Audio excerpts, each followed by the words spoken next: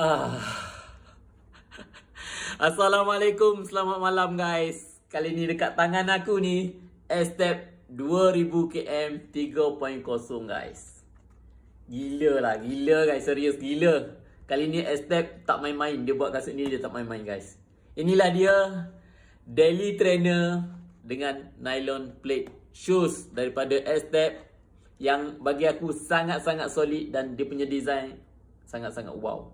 Betul. Aku teruja tau dapat kasut ni. Hari ni je aku tak tahu berapa kali aku cium kasut ni.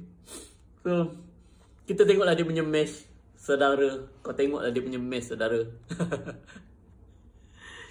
Dia punya lubang banyak tau. Sangat-sangat breathable. Confirm sangat-sangat breathable. Dia punya mesh ni dah macam racing shoes. Walaupun dia daily trainer.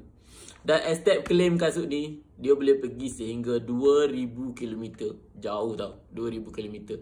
Kalau aku boleh pakai kasut ni untuk setahun. Kalau kira harga dia 200 lebih, bahagi setahun tu tak sampai RM1. Itu kalau kau betul-betul pakai dalam masa setahun. Tapi macam tahun lepas, aku lari setahun 1800. Maksudnya kasut ni boleh pakai untuk setahun lebih ataupun lagi lama lah. 2000 km jauh guys. Nylon plate. Dia punya colour yang sangat-sangat wow. Betul wow. Memang sangat-sangat wow. Sebab apa aku pilih pink? Sebab aku nak satu colour yang menyelah. Kau tengok aku dah nampak 1 kilo kat depan. Dah nampak. Nanti jangan lupa high lah. High. InsyaAllah aku sendiri akan try kasut ni nanti. Kita tengok macam mana dia punya pergi. Bagi aku sempurna. Aku tak nampak dia punya kecacatan tau. Dekat sini ada plate, nylon plate untuk yang ni biasa untuk stability lah. Mungkin tali tak berapa grip, tapi aku belum try, aku tak tahu. Sebab Estep claim yang model 3.0 ni dia dah upgrade banyak daripada model yang sebelum ni. Dia lagi ringan dan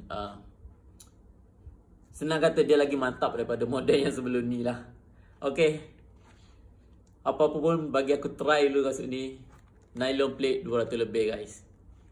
Kalau kau nak beli kau tak payah fikir. Sebab aku dah survey lama kasut ni. Aku dah baca banyak review pasal kasut ni.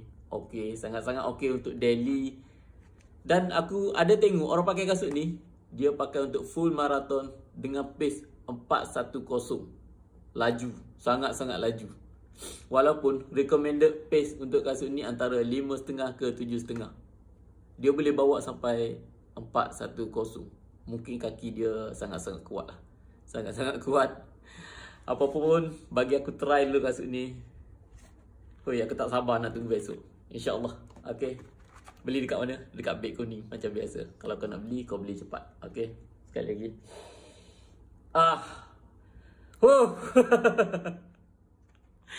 Mantap Estep. Thank you buat kasut yang sangat-sangat cantik. Okay.